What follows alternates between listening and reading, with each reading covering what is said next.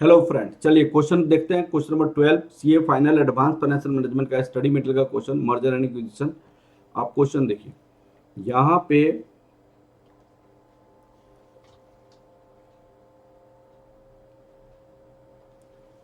M company studying the possible of acquisition of N company by way of merger. The following data are available in respect of the companies. Particulars: M company limited, N company limited, earning after tax दिया हुआ, number of equity share दिया हुआ, market price per share दिया हुआ।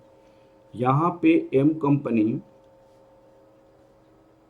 Limited दी हुई है,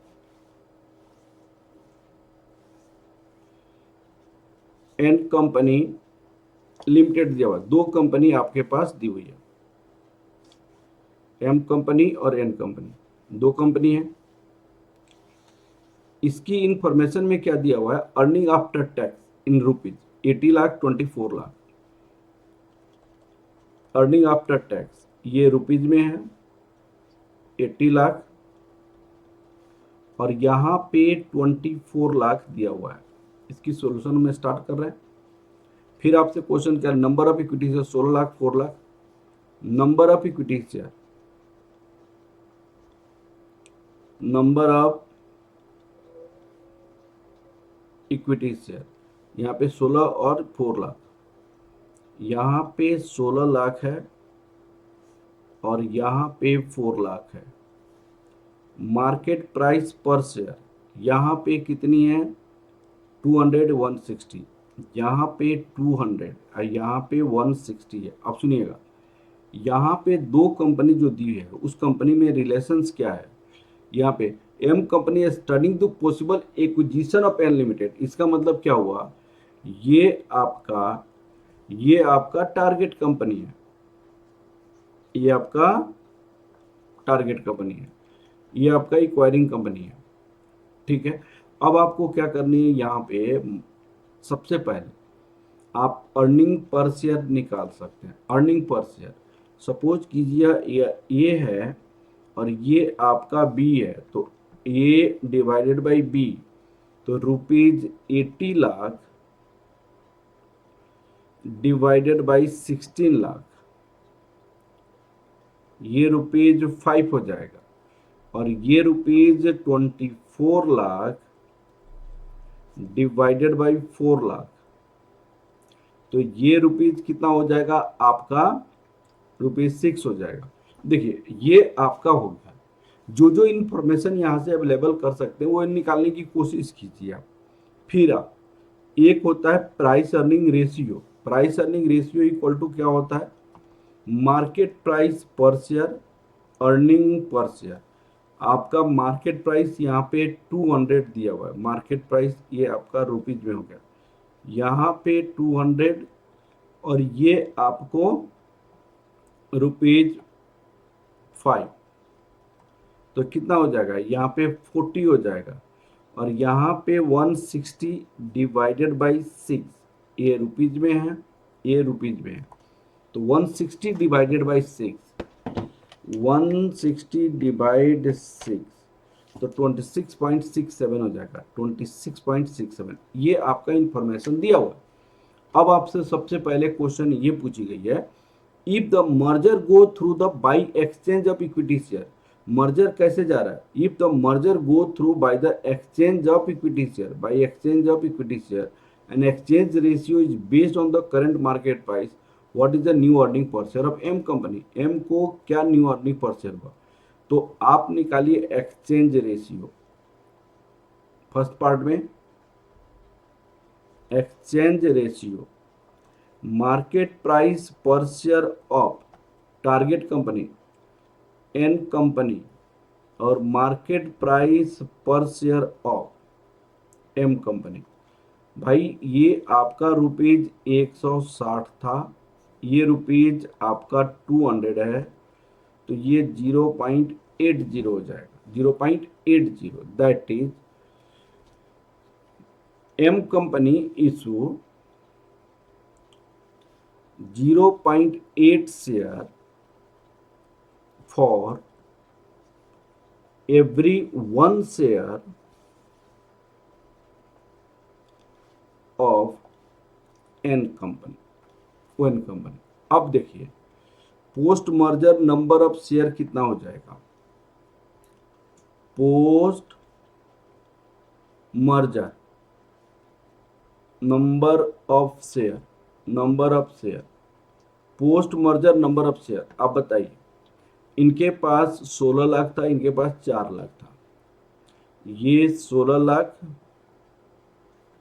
plus 4 lakh, लेकिन ये 0.80,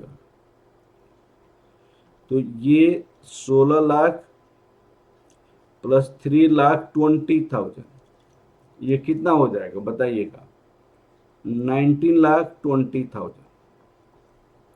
अब पोस्ट मर्जर ईपीएस कितना, earning after tax, post merger earning after tax, post merger earning after tax निकालनी है।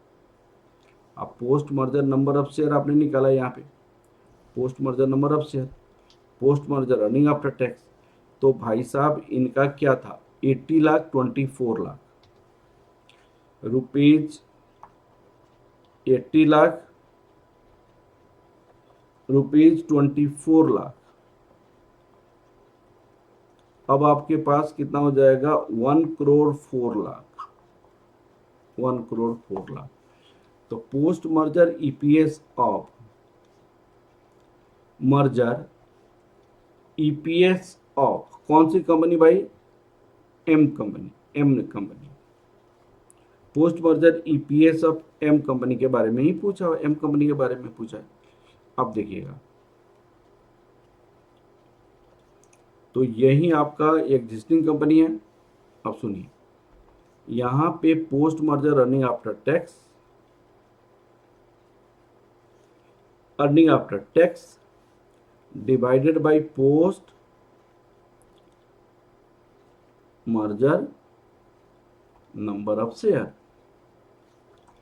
तो यहां पे 1,04,00,000 था, यहां पे 19,32,000 था, 19,20,000, 20,000, 19,20,000, 20,000, तो कितना हो जाएगा, 1,04,00,000 डिवाइड 19,20,000, तो 5.41,666 दैट इक्वल टू 5.42 लिख सकते हैं, पोस्ट मर्जर ईपीएस होगा। अब आप देखिए क्वेश्चन में क्या पूछा है, अब क्वेश्चन में ये पूछा है, N company want to be sure that the earning available to the shareholder will not be diminished by merger. What should be the exchange ratio? तो भाई मैं पहले भी बता चुका हूं कि जब भी आप exchange ratio earning per share के बेसिस पे लेते हैं तो आपका डिमिनिश्ड होगा ही नहीं, डिमिनिश्ड होगा ही नहीं। तो आपको क्या करनी, अर्निंग पर शेयर, तो exchange ratio should be on the basis of earning per share. यहां सेकेंड पार्ट का आंसर देखिएगा, second part, exchange ratio should be on the basis of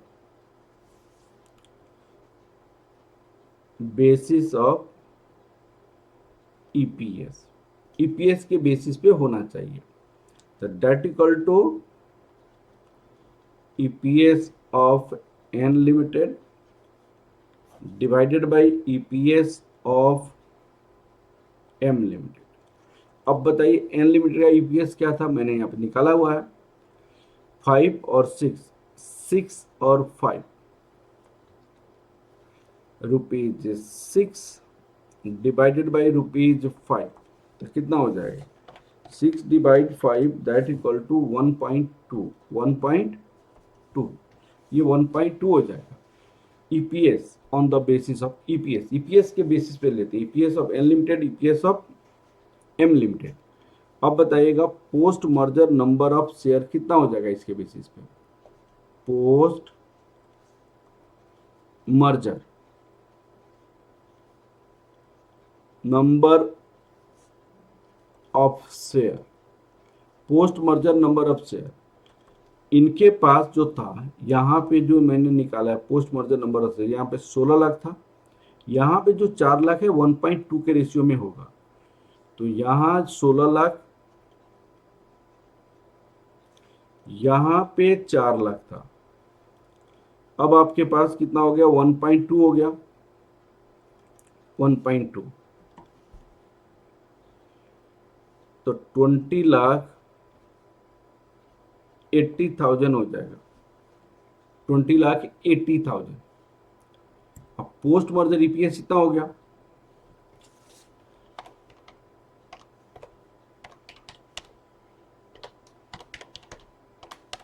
$20,80,000।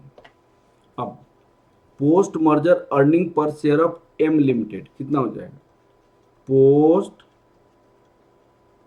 Merger earning per share of M limited, post merger earning per share of M limited कितना होगा, देखिए post merger earning after tax कितना था, 1,04,00,000, यहाँ पे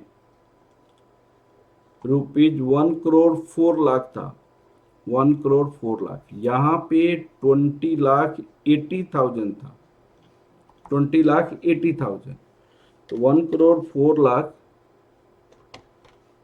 divide 20/80, तो ये ₹5 हो गया।